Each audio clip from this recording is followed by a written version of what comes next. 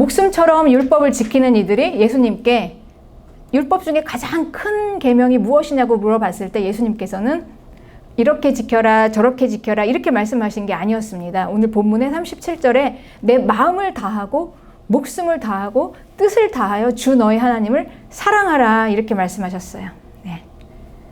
율법을 지키는 것과 하나님을 사랑하는 일이 무슨 연관이 있을까요? 그런데 예수님께서는 이렇게 말씀하십니다. 율법 중에 가장 큰 계명은 하나님을 사랑하라. 그런데 이 하나님을 사랑하라 이거는 목숨을 걸고 율법을 지키는 바리새인들에게는 대단히 모순입니다. 그들은 하나님을 사랑하지도 않고 하나님도 없어요. 그러면서 하나님의 말씀인 율법을 목숨을 걸고 지킵니다. 이게 얼마나 모순입니까? 그런데 이건 하나도 이상한 일이 아닙니다. 오늘날도 마찬가지예요. 우리가 교회를 다니는데 하나님이 누구신지도 모르고 하나님을 사랑하지도 않고 이 하나님을 사랑한다는 게 너무나 낯설면서 우리 열심히 예배를 드리고 예수님을 믿잖아요. 교회를 다닙니다. 그러니까 기독교는 하나님을 사랑하는 것입니다. 다른 게 아니에요. 좀 낯설죠? 네. 교회 다니는 게 하나님을 사랑하는 거였다고? 그렇습니다. 그런데 그 하나님을 사랑하는 그 정도가 그냥 좋아하는 정도가 아니라요. 마음을 다하는 거예요. 내 모든 마음을 다하고 그리고 내 목숨을 다한대요. 네. 마음뿐만이 아니라 내 생명을 내걸고 그리고 나의 모든 뜻, 나의 모든 생각을 다 거기에 집어넣어서 오직 하나님 한 분만을 사랑하는 거예요, 여러분. 이게 우리가 교회를 다니는 겁니다. 하나님을 사랑하는 거. 그냥 사랑하는 게 아니죠. 하나님을 사랑하는 거. 하나님 한 분만을 사랑하는 거예요. 네. 여러분 하나님 사랑하십니까? 과연 얼마나 사랑하십니까? 이게 예수님 믿는 것입니다. 원래는 하나님을 사랑하는 게 예수님을 믿는 거예요.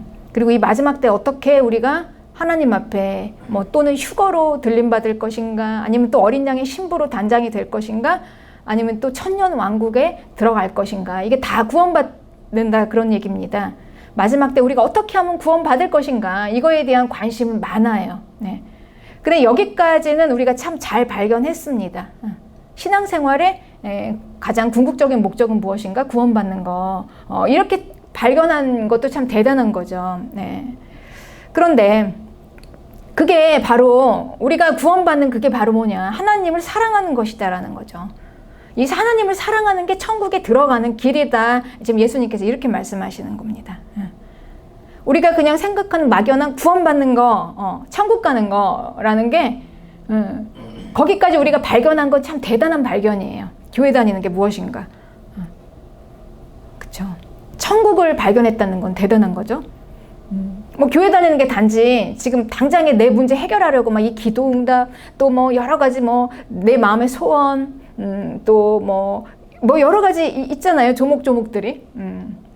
그럼에도 불구하고 천국을 발견한 것도 참 대단한데 이 천국을 가는 길이 뭐냐는 거죠. 그게 하나님을 사랑하는 거라는 거예요. 하나님을 사랑하는 거. 이게 바로 천국에 들어가는 거다라는 말씀입니다. 하나님을 사랑하는 거. 네, 그러니 우리의 신앙생활의 본질은 하나님 사랑인데 첫째는 우리가 이 하나님을 사랑하는 거예요. 그런데 둘째 계명도 그와 같으니 하고 또 말씀하십니다. 39절에 내 자신같이 이웃을 사랑하래요. 이게 두 번째 계명이래요. 그러니 무엇입니까? 첫째는 하나님을 사랑하고 둘째는 이웃을 사랑하고 더구나 나처럼 나도 사랑해야 되고 이렇게 사랑하는 게 무엇인가? 이게 40절에 이 두 계명이 온 율법과 선지자의 강령이다. 어떻게 하면 구원받을 수 있을까요? 어떻게 하면 천국에 들어갈 수 있을까요? 유대인들은 하나님의 말씀을 지켜서 들어갑니다. 그러니 이 성경을 지켜서 이 성경, 율법과 선지자의 강령, 이 강령이라는 뜻은요 매달리다라는 뜻입니다. 원어가 이건 일의 근본이 되는 이 큰 줄기예요. 큰 줄기를 하나 쭉 뽑으면 그 안에 주렁주렁 매달려 있는 게 있죠.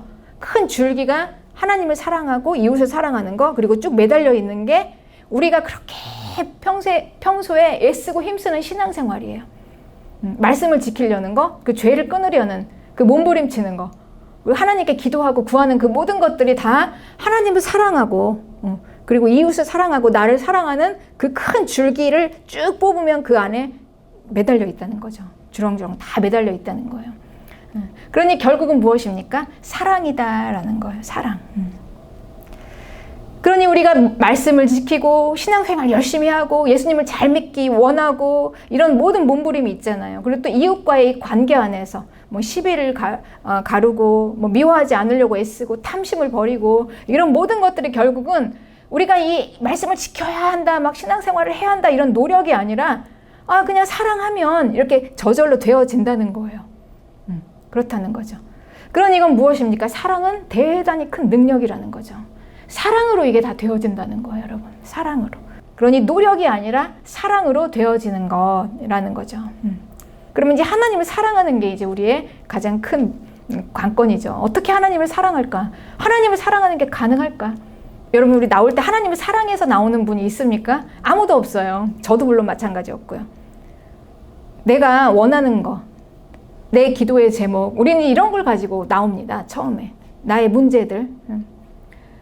그런데 이 하나님을 사랑하는 거, 이건 너무나 멀어요.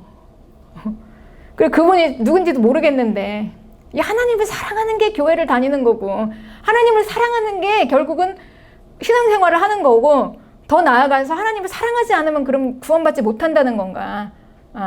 그럼 이제 우리가 여기서 큰 이제 고민을 좀 해야 합니다. 하나님을 사랑하는 게 무엇일까? 내가 과연 그분을 사랑할 수 있을까? 사랑? 이게 사랑이라는 게 우리가 노력으로 해서 되어지는 게 아니잖아요, 여러분. 그쵸?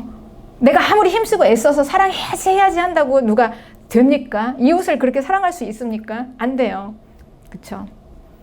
더구나 하나님을. 그런데 어떻게 하나님을 사랑하라는 것입니까?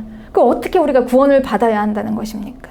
그래서 우리는 이 하나님의 사랑에 대해서 우리가 오늘 좀 알기를 원합니다. 사랑의 근원은 하나님이에요. 그러니까 사랑은 나로부터 나오는 게 아니에요. 우리는 나로부터, 내 안에서부터 사랑이 나올 수 없어요. 그래서 우리는 사랑을 내가 못한다고 자책할 필요도 없고, 내가 많이 사랑을 한다고 우리가 뭐 우월할 필요도 없습니다. 그냥 하나님의 있는 그 외부에 있는 사랑을 취하는 거예요. 그러니 이 사랑은 무엇입니까? 사랑은 믿음이죠. 믿음이에요. 그런데 이 거짓 사랑은 나로부터 나올 수 있다고 생각합니다. 그리고 우리가 흔하게 세상에서 이야기하는 거짓 사랑은 어디로부터 시작할까요?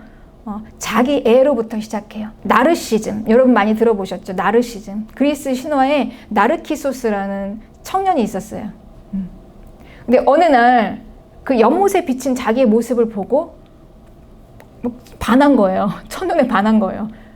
자기 자신과 사랑에 빠집니다. 이게 나르시즘이에요. 자기 자신과 사랑에 빠진 거. 그런데 결국은 이게 뭐였냐? 이게 바로 저주로 그런 마법에 걸린 겁니다. 그래서 우리는 사랑하면 할수록 아프고 또 사랑을 받으면 받을수록 아파요. 가장 기본적인 우리 그 공동체의 가족도 우리가 사랑하면 할수록 서로에게 아프게 하고 고통이 되죠. 하면 할수록 미워하게 되고. 그래서 결국은 우리가 이 세상의 사랑은 자기 중심적인 사랑, 자기 애의 사랑. 그래서 하면 할수록 고통스러운 사랑. 나를 위해서 남을 쓰는 사랑. 결국 헌신은 없는 사랑. 우리가 이제 이렇게 사랑합니다. 그래서 결국 이 사랑이라는 게 너무나 힘들고 하고 싶지 않은, 그래서 좌절하고 포기하고 결국은 담을 더 높이 자기 자신의 마음의 담을 많이 높이 쌓아놓죠. 그래서 결국은 사랑할 수 없는 사람으로 만들어버리는 게 이게 세상의 거짓 사랑입니다. 우리가 속고 있는 사랑이죠. 그러니 우리가 이 세상의 이 거짓 사랑을 가지고 이게 사랑의 전부인 줄 알고 이걸 가지고 신앙생활을 하려고 하면은 하나님을 사랑할 수도 없고요. 그 다음에 이게 진전이 안 됩니다, 여러분.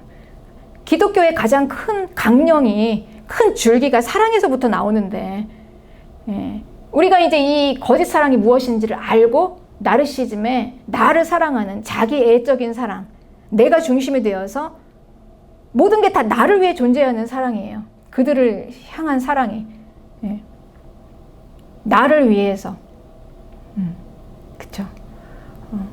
이렇게 되면 우리가 이제 여기에서 우리가 깨어나서 이걸 버리지 않으면 이게 거짓 사랑이구나.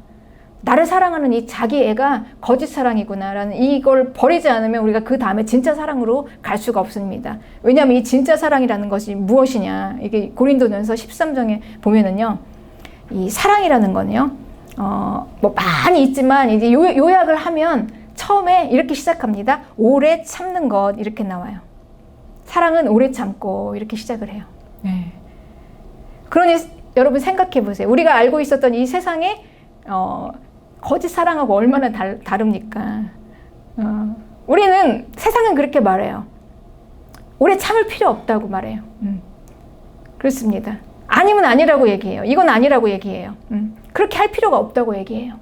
나 위주니까. 내가 좋아야 되고 내가 편안해야 되는데 이 오래 참는 건 뭘 얘기합니까? 이거는 견디는 거예요. 그리고 인내하는 겁니다.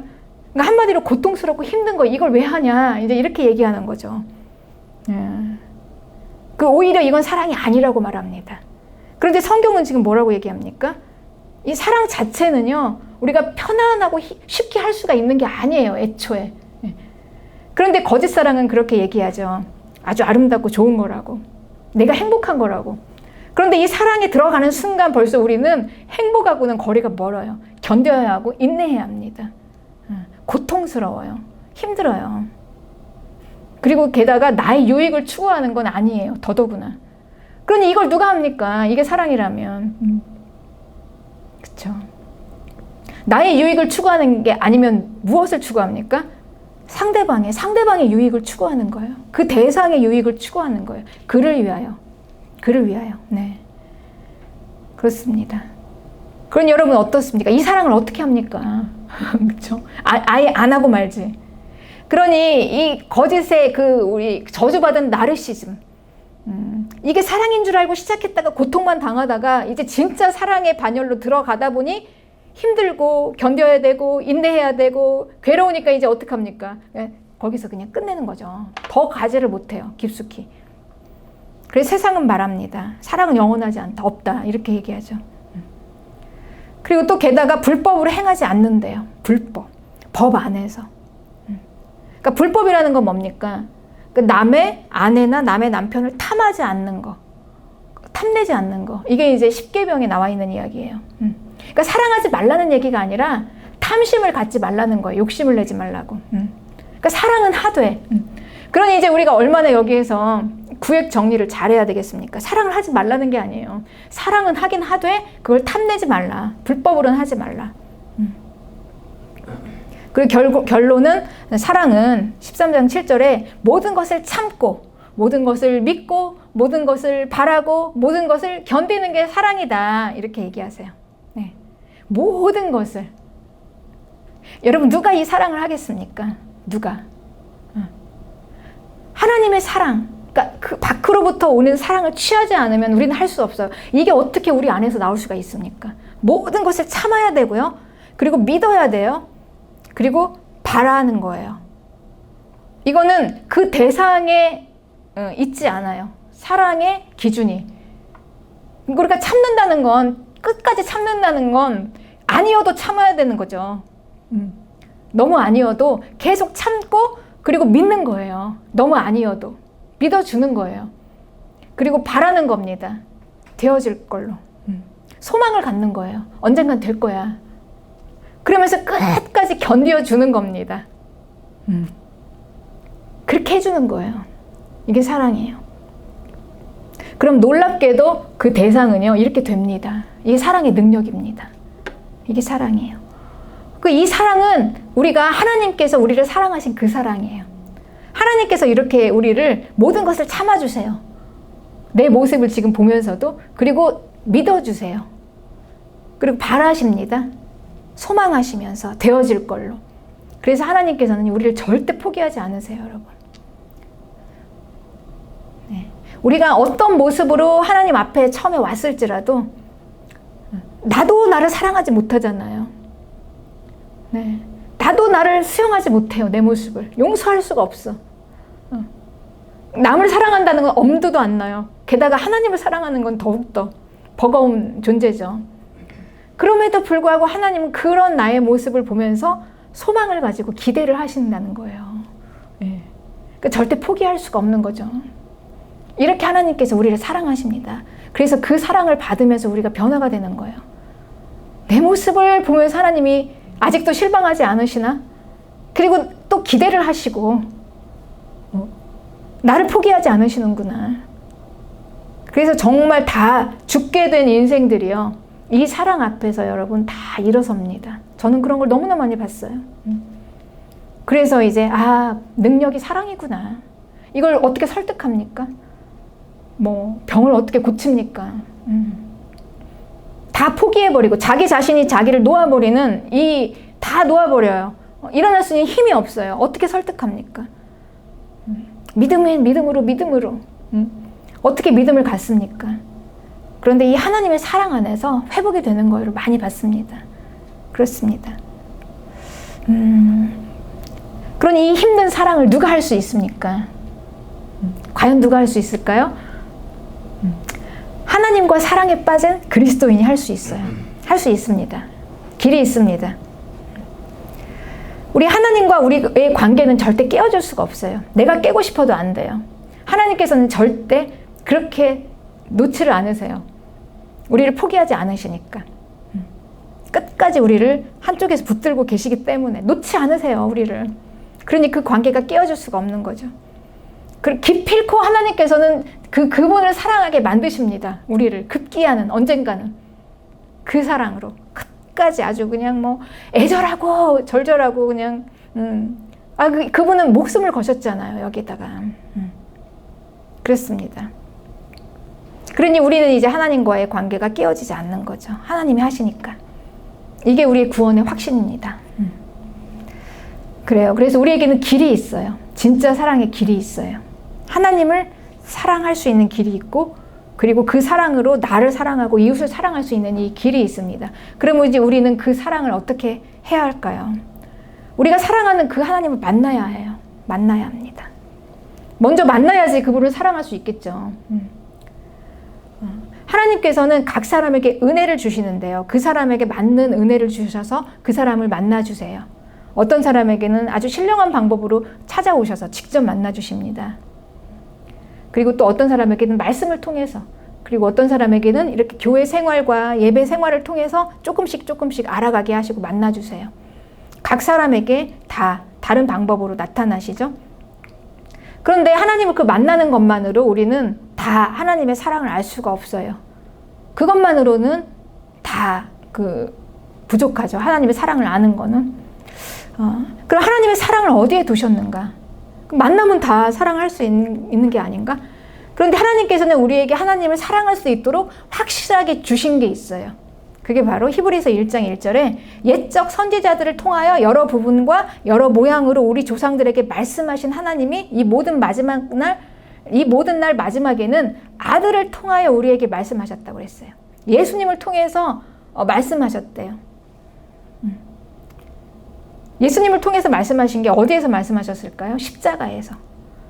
예수님의 십자가의 죽음과 부활을 통해서 하나님이 우리에게 소통을 하신 거예요. 그 사랑이 어떤 건지를 보여주신 거죠. 말로 해주신 거예요. 말씀을 이렇게 보여주신 겁니다, 직접.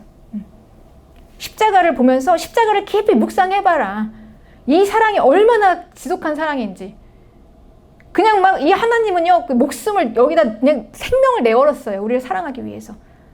여기서 더 이상 어떻게 더 표현을 하냐는 거예요. 목숨을 다 내걸었는데. 우리는 내 죄 때문에 예수님께서 처절하게 채찍 맞으시는 걸 봤어요.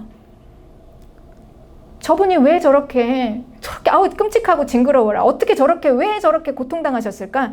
저렇게 피를 칠칠 막 살이 다 찢기고 왜 저러야만 했지? 나중에 우리가 깨닫게 되는 거예요. 저게 내 죄 때문에 나를 대신해서 예수님이 저렇게 했던 그 사랑이구나. 나를 살리시려고. 그래서 우리는 십자가를 계속 묵상하다 보면 거기 하나님의 말씀을 우리가 거기에서 알게 돼요. 나를 얼마나 사랑하시는가. 깊이 묵상하면서 이제 그 사랑을 깨닫게 되는 겁니다. 십자가를 바라보라. 십자가를 깊이 묵상해봐라. 더 이상 설명할 수 없을 정도로 이 사랑이라는 게 무엇인가, 이런 거다. 그 사랑을 우리가 보면 고린도전서 13장을 굳이 읽지 않아도요, 사랑이 무엇인지를 알 수 있잖아요. 나를 위한, 우리를 위한 사랑이에요. 자기 자신을 위한 사랑이 아니라, 예수님 자신이 아니라 나를 위한 사랑. 그리고 헌신, 목숨을 내건 헌신이에요. 그쵸, 여러분. 대단한 공의입니다. 불법이 아니에요. 공의. 내 죄를 치르기, 그 값을 치르기 위한 사형당하심, 판결. 법적으로 완벽한 공의. 네, 그쵸. 십자가만큼 오래 참고 견디고 인내하고, 그래서 우리는 십자가를 보면서 알게 돼요. 아, 사랑하는 게 저렇게 큰 고통이구나. 사랑은 저런 고통이구나. 세상은 만약에 십자가의 그런 사랑이 사랑이라고 하면 아무도 그건 사랑이라고 말할 사람이 없습니다. 그건 사랑이 아니라고 할 거예요. 세상에서는. 세상은 너를 위해서, 네 자신을 위해서 해라. 사랑도 네 자신을 위해서 하고 아니면 멈추고 버려라. 이렇게 얘기합니다. 여러분 그런 강의 많이 들었지 않았습니까? 그런데 십자가 사랑은 그게 아니라는 거죠. 십자가 사랑은. 십자가에서 예수님이 참으신 만큼 참고 그냥 그 고통을 다 당하신 만큼 인내와 사랑은 오래 참고 그렇게 참는 게 사랑이다. 우리는 새로 배우는 거예요. 하나님의 사랑을 보면서 이게 사랑이구나. 이게 사랑이구나. 그런데 나는 과연 이 사랑을 할 수 있을까? 게다가 이 사랑을 하는 게 예수님 믿는 거라는데, 이 사랑을 하면은 우리가 굳이 애를 쓰지 않아도 하나님의 말씀이 지켜진다는데, 죄가 끊어진다는데, 네. 그쵸? 과연 이 사랑을 할 수가 있을까? 요한일서 4장 9절에는 하나님의 사랑이 우리에게 이렇게 나타난 바 되었으니 하나님이 자기의 독생자를 세상에 보내심은 그로 말미암아 우리를 살리려고. 네. 하나님의 사랑이 이렇게 나타났다. 십자가에서 자기 아들을, 하나밖에 없는 아들이라고 표현을 한 예수 그리스도, 그분을 우리를 살리려고 세상에 보내셨다는 거예요. 십자가에 못 박아서. 그래서 사랑은 여기 있으니 우리가 하나님을 사랑한 것이 아니에요. 하나님이 우리를 사랑하사. 그렇습니다. 여러분, 우리가 하나님을 사랑하려고 애쓰는 게 아니에요. 노력하려고 하는 게 아니에요. 그 어마어마한 오래 참는 사랑을 내가 어떻게 해? 우리가 만약에 이걸 사랑하라 이렇게 만약에 얘기했으면 이제 부담이 팍 오는 겁니다. 이건 말씀을 지키는 것보다 더 힘들어. 어떻게 내 목숨을 다하고 내 뜻을 다하고 내 인생을 다 올인해서 던져서 하나님을 사랑하고 그분만을 위해서 살아가나? 그건 특별한 사람들만 하는 건데, 목사님 같은 사람들. 아니라는 거예요, 여러분. 우리가 그 성도가 그렇게 한다는 거예요. 하나님의 은혜를 받은 모든 사람들이 다. 그런데 내가 먼저 하나님을 사랑한 게 아니에요, 그게. 하나님의 사랑을 받는 자가 그렇게 사랑한다는 거죠. 하나님이 우리를 먼저 사랑하셨기 때문에 우리가 그렇게 사랑할 수 있는 겁니다. 그 사랑을 받는 내가. 사랑을 받는다면 십자가를 묵상하고 고민하면서 십자가도 분해해보고요. 예. 막 해보는 거예요. 왜 저렇게 채찍질하고 피를 흘리고 고통당하시고 왜? 우리는 이제 급기야 발견하게 됩니다. 내 죄를 위해서. 믿어지지가 않아요. 나를 위해서 하나님이 그러셨다고? 왜 나를 위해서? 나는 이렇게 너무 하찮은 존재인데, 내 인생 정말 누가 봐도 어디 가도 나는 존귀한 사람이 아닌데 나 같은 자를 위해서, 왜 나 같은 자를 위해서 하나님께서 저렇게 죽어주셨냐는 거죠. 믿기지가 않잖아요. 그래서 우리는 깊이 묵상하는 거예요. 믿어질 때까지. 계속 고민해 봐야 됩니다. 십자가 밑에서. 예수님의 피가 뚝뚝 떨어지는 그 십자가 밑에서 그냥 고민하다 보면은요, 우리가 그동안 우리 마음은 강팍하게 철갑 같아요. 정말 그렇게 철갑 같을 수가 없어요. 제가 많은 분들을 보면서 뭐 세상 사람들이나 성도님들이나 결국 이게 우리 가장 근본은 여러분 우리 인간 존재 가장 근본이 지금 사랑이잖아요. 하나님의 사랑부터 나왔잖아요. 어디서도 사랑을 받아본 적이 없어요. 내가 원하는 사랑을 그냥 채워줄 수 없는 사랑. 좀 사랑이다 비슷하게 모양이 좀 그럴듯해서 가보니까 결국 착취하고 억압하고 하면 할수록 고통을 주는 그런 사랑이었잖아요. 좌절하고. 그러니까 그냥 혼자가 좋겠어. 우리는 얼마나 마음을 강하게 그냥 거기에 철갑을 둘러놨습니까? 아무도 못 건드려요, 거기는. 그렇습니다.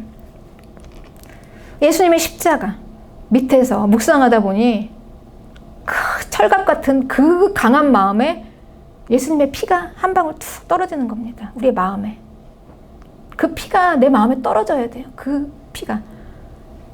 그 강팍한 내 마음에, 철갑 같은 그 마음에, 강철 같은 그냥 둘러싸놓은 그 마음에 예수님의 피가 한 방울이 툭 떨어집니다. 묵상하다 보면. 그리고 비로소 그때 마음이 쫙 열어지기 시작하면서 믿어져요. 그 사랑이. 정말 믿기 어렵지만 믿어집니다. 나 같은 자를 위해서 하나님이 사랑하셨다고. 나 같은 자를 사랑하시기 위해서 하나님이 죽으셨다고. 그 어마어마한 일을 나 같은 자를 위해서 하셨다고. 여러분 너무 믿기지가 않지만 팩트예요. 팩트. 이걸 믿어야 돼요. 이걸 믿어야지 하나님이 나를 사랑하신 거를 받게 되는 거예요. 무조건적인 쏟아부는 하나님의 사랑이 그냥 먼저 우리에게 1차적으로 쏟아부어졌어요. 이제는 우리가 그걸 믿음으로 받아야 하는 겁니다. 그럼 이제 그때 비로소 하나님이 나를 사랑하셨구나. 사랑하셨구나. 그러니 사랑은 여기 있으니 우리가 하나님을 사랑한 것이 아니요 하나님이 우리를 사랑하사 우리 죄를 속죄하기 위해서 우리 죄를 속하기 위해서 화목제물로 그 아들을 보내셨다. 이유는 뭐냐면 우리의 죄를 용서하기 위해서 예수님을 보내신 게 사랑이다. 내 죄를 용서하기 위해서. 네. 그러니 사랑하는 자들아 하나님이 이같이 우리를 사랑하셨은즉 우리도 서로 사랑하는 것이 마땅하다. 그러니 하나님이 나를 사랑하신 이 사랑을 내가 믿어야 내 자신을 수용하게 돼요, 여러분. 우리가 무조건 이웃 사랑하라 하는데 안 돼요. 안 돼. 어떻게 남을 사랑합니까? 그거는 불가 기적이에요, 기적. 그 할 수 있다는 건. 그거는 아예 할 수 없는 일이에요. 할 수 없어요. 아니, 우리가 뭐 기계도 아니고, 뭐 훈련돼서 막 하는 것도 아니잖아요, 이건. 되어져야 되는 건데, 어떻게 사랑을 내 마음대로 합니까, 이게? 노력해서 되는 게 아니에요, 여러분, 사랑이. 그렇잖아요. 되어져야 되는데 이걸 어떻게 하냐는 거죠. 우리는 이웃을 사랑할 수 없어요. 우리는 서로 이웃을 사랑하라 하지만 실제적으로 하나님의 사랑을 받아보지 못하고 이웃을 사랑할 수 없어요. 하나님의 사랑이 일단 부어져야 돼요. 내 마음에 부어졌습니다. 이건 사실이에요. 이미 하나님의 사랑이, 하나님의 피가, 그 사랑을 증명하는 그 피가 우리 안에, 우리의 마음에 부어졌어요. 이제 우리는 그거를 받는 겁니다. 받아요. 믿는 거예요. 믿는 거. 그러니까 사랑은, 우리가 남을 사랑한다는 거는 감정으로 하는 것도 아니고 노력으로 하는 것도 아니고 믿음으로 하는 거예요. 믿음으로. 하나님이 나를 사랑하셨다는 그 믿음을 믿어질 때 비로소 하나님이 사랑하신 나를 용납을 하게 돼요, 여러분. 그 전까지는 내 자신이 나를 용납할 수 없습니다. 우리는 알잖아요. 내 자신의 실체를 알잖아요. 내가 얼마나 부족하고 연약한가. 내가 얼마나 사랑받기 힘든 존재인가. 나는 버림받았고, 또 나를 사랑하지 않는 너무나 많은 사람들이 있잖아요. 아무도 세상에서는 나를 제대로 사랑해주지 못했어요. 평생에 사랑이라는 걸 나는 받아본 적이 없는데 그게 뭔지를 어떻게 하냐는 거죠. 나 스스로도 나를 용납이 안 돼요. 그런데 이 하나님이 나를 사랑하셨다는 그 믿음이 내가 나를 용납하게 합니다, 여러분. 그러니 하나님이 나를 사랑하셨다는 걸 우리가 믿으면은요, 제일 먼저 되는 게 내 자신과 화해가 이루어져요. 내가 나를 수용하게 돼요. 내가 나를 그냥 봐주게 돼요, 다. 이해하게 됩니다. 내가 나를 이해하고, 그동안 이제, 그리고 나서 이제 보여지게 될 거예요. 나를 가장 미워했던 존재가 나 자신이었다는 걸 알게 될 거예요. 그리고 가장 받아들이지 못했던 사람이, 나를 받아들이지 못했던 사람이 내 가족이 아니었어요. 나 자신이었다는 거예요. 그걸 깨닫게 되는 겁니다. 그리고 내가 나를 수용하게 되면 그때 비로소 이제 뭐가 되겠습니까, 여러분? 사랑하죠. 그냥 막 다 네. 제가 여러분을 사랑하는 것처럼 네. 그렇게 사랑이 됩니다. 되어져요. 그냥 이웃을 향한 사랑이 네. 되어집니다. 네. 그러니 우리가 이제 이 하나님의 사랑을 받고 나를 내가 사랑하고 그러고 나니까 저절로 이웃이 사랑이 되는 거예요. 그냥 다. 그렇습니다. 그러면서 이제 우리는 어느새 나도 모르게 하나님의 말씀을 하나씩 내가 그 말씀대로 살아가고 있는 거예요. 크게 노력하지 않아도. 그렇습니다. 그러니 우리는 이 하나님의 사랑을 만나야 되는데 하나님이 이미 우리를 사랑하셨어요. 문제는 뭐냐? 내가 그 사랑을 못 믿는 거죠. 믿는 게 그렇게 어려운 거예요. 믿어라 해서 되는 게 아니에요. 그래서 이제 이 믿음은 어떻게 합니까? 우리는 이제 지식으로 먼저 이렇게 전달받고 고민을 해봐야 돼요. 좀 우리가 이 믿음 앞에, 이 사랑이라는 하나님의 사랑 앞에서 그 사랑을 말씀하셨다는 그 십자가 앞에서 우리가 심각하게 좀 몇 날 며칠을 한번 좀 우리가 이해될 때까지 한번 고민을 해봐야 됩니다, 여러분. 이건 사랑, 그 십자가의 사랑이 하나님이 나를 사랑하셨다는 건 맞는데 왜 내가 이걸 받아들이지 못할까요, 여러분? 왜일까요? 그 사랑을. 이 하나님의 사랑은 도저히 이거는 아무리 생각해도 이거는 어떻게 이걸 이해해야 될지를 모르겠는 거예요. 그 사랑을. 그분이 나를 사랑하셨다는데 이 진리로는 맞는데 근데 나는 와닿지가 않는 거야. 이 사랑이. 왜 나를 사랑하셨는지 그게 도대체 왜 와닿지가 않는 거야. 그럼 이제 하나님이 왜 나를 사랑하셨는지 그걸 알아야 되는데 여기 나와 있죠. 하나님이 우리를 사랑하사 우리 죄를 속하기 위하여 화목제물로 그 아들을 보내셨다. 그쵸, 여러분? 네. 하나님이 왜 우리를 사랑하셨습니까? 하나님이 우리를 사랑하신 이 증거가 뭡니까? 죄 용서예요, 죄 용서. 그러니까 하나님은 십자가에서 우리를 사랑하신 걸 더 이상 표현할 수 없을 정도로 다 드러냈어요. 말씀하셨어요. 그런데 이 십자가는 무엇이었습니까? 결국 다른 게 아니라 내 죄를 용서하는 거였어요. 내 죄를 용서하는 내 죄 때문에 예수님이 돌아가신 거죠. 그렇게. 그러니까 문제는 뭐예요, 지금 여러분? 하나님과 나와의 사랑, 죄입니다. 죄. 그러니까 좀 이상한 얘기 같지만 죄가 없으면 이 사랑하고 관계가 없어요. 받을 수가 없어요. 죄가 있어야 돼요. 네. 그러니까 이 얘기는 무슨 얘기냐면 모든 인간은 다 죄인이지만 내가 나를 죄인이라고 생각하는 사람과 너무 무감각해서 아직도 그 자각이 없어서 나는 내가 죄인이라고 깨닫지 못하는 사람이 있을 뿐이에요. 모든 인간이 다 죄인인 거는 사실입니다. 이건 팩트예요. 그러면 내가 내 죄가 있어야 돼요. 다시 말하면 내가 내 죄를 볼 수 있어야 된다는 거죠. 인정하는 거예요. 내 연약함을, 나의 죄를. 그리고 그 죄를 가지고 하나님 앞에 나아갈 수 있어야 합니다. 그런데 이 하나님의 사랑을 알기 전에는요, 이 용서가 엄청난 거라는 걸 알기 전에는 감히 이 죄를 가지고 하나님 앞에 가지 못했어요. 두려워서. 내가 내 죄와 허물을 인정하고 싶지도 않았고, 나를 받아들이지 못하니까, 내가 나를 용납하지 못하니까 내 인생 나도 싫어. 내가 봐도 아무것도 점수 매길 게 없는데 그냥 이런 모습을 바라보는 것도 싫어. 그쵸? 우리가 너무 싫은 건 보기도 싫잖아요. 그냥 다 깊숙이 저기다 넣어놨어요. 그리고 이제 이걸 커버를 해야 되니까 전혀 다른 행동으로 하는 거죠. 의로운 척. 내 모습이 싫으면 싫을수록 더 착하게. 나도 속았어요. 네. 그런데 이 모습을 봐야 된다는 거죠. 나의 연약한 모습을 인정하라는 거예요. 꺼내서. 왜? 그곳은 안전하니까. 하나님은 이미요 목숨 걸고 하신 일이에요. 생명 걸고 하신 일입니다. 내 죄 용서하는 거를. 그러니 하나님 앞에서는 그 죄에 대해서 나에게 책임을 묻지 않으세요. 예.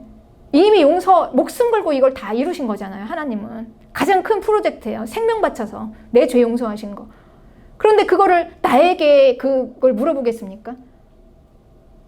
내가 죄를 지었으니까, 너 죄를 지었으니까 벌을 받아야지. 너 저주 받아야지. 일이 안 될 거야. 너 좀 다칠걸? 너 이렇게 잘못했으니까 어디 손해를 좀 메꿔야 될 거 아니야. 네 생활에서. 손해 날걸? 이런 게 아니라는 거. 이런 걸 하나님께서 우리에게 구하지 않는다는 거예요. 왜냐면은 이미 다 하셨기 때문에. 예수님의 목숨 걸고 사랑하시기 때문에 우리를 사랑하사 우리 죄를 대신해서 계산하기 위해서 화목 제물로 그 아들을 보내셨기 때문에 더 이상 내 죄값을 물어보지 않으신다는 거예요. 그리고 하나님과 나와의 사이에서요, 이 죄를 가지고 가면 두려움이 아니에요, 여러분. 두려움이 아니라 이제는 뭡니까? 이게 더 이상 정죄당하지 않고 두려움이 아니라 이제 용서함만 받는 거예요. 용서받는 것밖에 없어요. 믿으시기 바랍니다. 그러니 그곳이 얼마나 안전합니까? 내 죄를 가지고 가도 되는 곳이니까. 안전합니다, 여러분. 여러분, 이게 너무 중요해요. 믿음 생활에 있어서. 가장 중요한 핵심입니다. 이거 안 되면, 이게 아주 기본인데 이거 안 되고 그거 아무리 쌓아봐도 소용없어요. 이게 되어야 돼요. 이게 되어야지 하나님을 느끼고 깨닫고 만나고 그 사랑을 알고, 이게 없이 열심히 내 헌신과 노력으로 믿음 생활 세워봤자 소용이 없다는 거예요. 나는 아무것도 아니라잖아요. 고린도전서 13장에서 그 사랑이 아니면 아무리 우리가 능력을 받고 뭘 해도 나는 아무것도 아니다. 이렇게 말씀하셨잖아요. 네. 그러니 우리의 이 죄를 가지고 하나님 앞에, 그곳은 안전한 곳이니까 믿는 거죠. 이 진리의 말씀을. 그분이 생명을 걸고 목숨 걸고 대신해서 다 끝내놓은 일이니까 나에게 더 이상 요구하지 않으신다. 내가 좀 허물이 있어도 하나님 앞에 가면 하나님께서 그거에 대한 대가, 너 주일 예배 안 지켰지, 너 11조 안 했지, 너 너 마음속에 죄를 품었지, 그러니까 너는 축복받지 못해. 이런 게 아니라는 거예요, 여러분. 그런 게 아니라 그걸 다 대신해서 예수님이 하셨으니까 우린 용서만 하세요. 용서만. 이걸 믿는 거예요. 그러니 이 너무나 안전한 이 믿음이, 하나님의 사랑이 믿어지고 이곳이 안전하면 우리가 이제 뭐가 나오냐면 회개가 나와요. 비로소 진정한 회개가 나와야 돼요. 회개가 되어야 우리가 회복이 됩니다. 회개 없이는 회복이 안 돼요.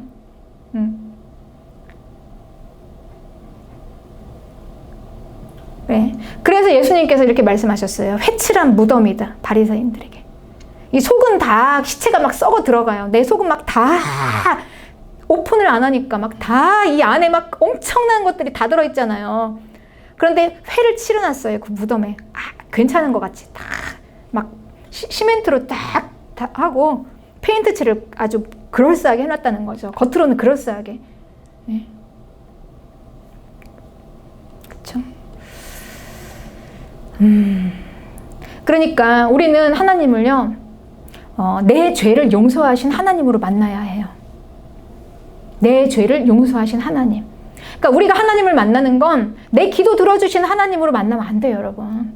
그거는 결과, 아주 얄팍한 거. 그냥 따라오는 거예요. 내 기도 들어주시는 하나님으로 만나면은요, 그 다음에 전진해서 나갈 수 있는 힘이 없어요. 엔진이 없어요. 엔진 다 꺼졌어요. 이게 본질이 아닌데. 강령. 그러니까 이 줄기의 가장 위에 있는 줄기가, 이게 없이 어떻게 밑에 달려있는, 주렁주렁 달려있는 그것들 가지고 세울 수가 있어요. 그냥 금방 쓰러져 버리는 거죠.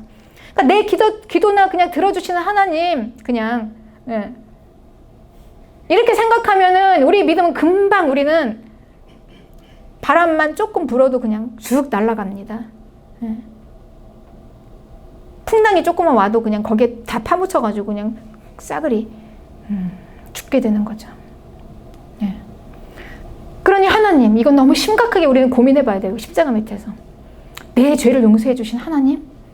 그분으로 먼저 만나야 된다고? 그분? 그래서 이제 하나님이 내 죄를 용서해 주셨다는 믿음이 생길 때 비로소 이제 우리가 이제 죄를 회개하게 돼요. 회개. 하나님 앞에 죄를 내놓고 돌아서게 되는 겁니다. 하나님께서 내 죄를 다 용서하시고 그리고 나를 받으셨다라는 이 믿음 안에서 이제 비로소 진정한 회개가 나와요. 회개. 이 회개는 내 죄를 하나님 앞에 내어놓고 다시 돌이키는 힘입니다. 힘. 이 힘이 어디서 나올까요, 여러분? 내가 죄를 끊어야지 한다고 이 죄가 끊어질까요? 이 회개는 실제적으로 죄를 끊게 하는 힘이 있어요. 하나님의 사랑 앞에서 회개가 됩니다. 그리고 우리의 모든 죄와 허물이 다 끊어집니다, 여러분. 네, 놀라운 이 사랑의 능력이죠. 그래요. 그렇습니다. 그래서 히브리서 2장 1절에는 그러므로 우리는 들은 것에 더욱 유념함으로 우리가 흘러 떠내려가지 않도록 감히 마땅하다. 우린 십자가 앞에서 여러분 이 오늘 주신 말씀 앞에서 떠내려가지 않도록 꼭 붙잡아야 합니다. 너무 중요한 말씀이에요. 오늘 하나님을 사랑하는 거. 예수님 믿는 게 하나님 사랑하는 거였다니. 그리고 내가 하나님을 만나는 게 내 죄를 용서하시는 하나님으로 만나는 거였다니. 그리고 그분이 나의 모든 걸 다 용서해 주셨다고? 이건 더 믿기 어려운데. 그래서 독생자 그 아들이 나를 위해서 생명을 바쳐서 돌아가셨다고? 여기에 대해서 우리는 이걸 붙잡아야 한다는 거예요. 흘러 떠내려가지 않도록. 그렇습니다. 그래서 우리의 진짜 사랑은 먼저 우리의 가짜 사랑이 버려져야 합니다. 그리고 나의 자기 애가 무너져야 해요. 자기 애. 자기 애는 내가 나를 사랑하는 이 하나님의 사랑을 받고 나를 사랑하는 나를 수용하는 것과는 다른 의미입니다. 나르시즘의 내 중심. 내가 중심이 돼요. 다 모든 게 다 나를 위해 존재하는 거야. 너도 나를 위해서, 얘도 나를 위해서. 내가 쓰는 거죠, 다 그냥. 이게 이제 무너져야 하는 겁니다. 이게 다시 말하면 내 자아가 하나님의 십자가 앞에서 무너져야 하는 거예요. 죽어야 돼요, 내가. 그렇습니다. 이게 이런 게 돼야 하나님의 사랑이 받아지는 것입니다. 그렇습니다. 그래서 이제 우리는 이 하나님의 이 사랑, 이제 내가 하나님의 사랑을 믿는 것밖에 없어요. 하나님이 이미 우리를 사랑하셨고 그 관계는 끊어지지 않습니다. 왜냐하면 주도권이 하나님께 있기 때문에. 하나님은 나를 이제 딱 하나님이 이제 클릭하셨죠. 나를 딱 붙잡으셨죠. 붙잡으셨으면 이제부터 하나님이 끌고 가실 거예요. 그래서 이 관계는 끊어질 수가 없어요. 그분은 완전하시니까. 놓아주지 않으세요, 그분이. 그래서 그 사랑 앞에서 내 죄와 허물 문제 안 돼요, 여러분. 다 넘어갑니다. 다. 십자가 앞에서. 그 사랑 안에서. 목숨 걸고 하셨어요, 이걸 다. 이걸 믿는 거예요, 우리는. 나의 죄를 대신해서 십자가에서 사형당하신 그 사랑. 네. 그리고 하나님의 생명에서 부활해서 성령으로 우리에게 주시고, 그리고 인을 치셨다. 도장을 찍었다는 얘기예요. 하나님이 우리를 그렇게. 그러니까 지금 현재 내 모습하고 관계없어요, 여러분. 내가 인생을 어떻게 살았고, 내가 내 마음속에 어떤 죄를 품고 있고, 지금 내가 무엇을 하다 왔을지라도, 이런 거하고 전혀 관계없어요. 네. 그분이 나를 붙잡으셨다면, 그리고 내가 그분을 나의 주님으로 영접하고, 지금은 다 알 수는 없지만, 그냥 내가 마음을 열고 그냥 받아들였다면, 이제 주도권은 하나님께 있습니다. 그분이 나를 놓아주지 않아요. 네. 그리고 도장까지 찍으셨어요. 에베소서 1장 13절에는 그 안에서 너희도 진리의 말씀 곧 너희의 구원의 복음을 듣고 그 안에서 또한 믿어 약속의 성령으로 인치심을 받았다. 네. 예수님을 영접한 우리는 약속의 성령으로 도장을 찍혔다는 거예요. 우리가 다 인쳤다. 그런데 이 인침, 성령으로 인쳤다 하셨는데 요한복음 14장 26절에는 이 성령이 아버지께서 내 이름으로 보내실 성령이래요. 그러니 예수님의 이름으로 보내신 성령, 그러니 성령 받은 우리. 그러니까 우리가 이 복음을 듣고 내가 그분을 나의 주님으로 영접한 자녀들에게 성령을 주셨는데 그 성령은 예수 그리스도의 이름, 그 이름으로 도장을 찍으셨다는 얘기죠, 여러분. 이 얘기는 무슨 얘기냐면 마지막 끝날까지 우리를 보호하시고 지키신다는 얘기예요. 그런데 이제 우리는 성령으로, 그러니까 이 이름만 받았다고 여러분 우리가 구원받는 게 아니잖아요. 머리에 예수님의 이름만 써졌다고 그 사람만 딱 추려가지고 구원받겠습니까? 이름이 써 있다는 건 무슨 얘기입니까? 그 안에 성령이 있다는 얘기예요. 성령. 내 이름으로 보내신 성령으로 인을 쳤다. 성령이 있는 자에게 예수 그리스도의 이름으로 도장을 찍은 자들, 바로 저와 여러분 같은 사람들입니다. 예수님을 영접한 자들. 그래서 이제 그런 자들을 마지막 끝날까지 보호하십니다. 네. 그 보호하시고, 보호하시고 이 보호하시는 이 성령을 받은 이 인을 친 자들에게 어떤 권세를 주셨냐면요. 그 이름을 쓰는 권세를 주셨어요. 예수 그리스도의 이름을 쓰는 권세. 엄청나죠, 여러분? 우리가 지금 모르고 살고 있는 거예요, 이런 걸 지금. 내 안에 예수 그리스도의 이름으로 인을 쳤잖아요. 그럼 이제 인을 쳤으니까 그 이름을 쓰라는 거예요. 내 안에 예수 그리스도의 이름이 있어요. 예수 그리스도의 이름이 내 안에.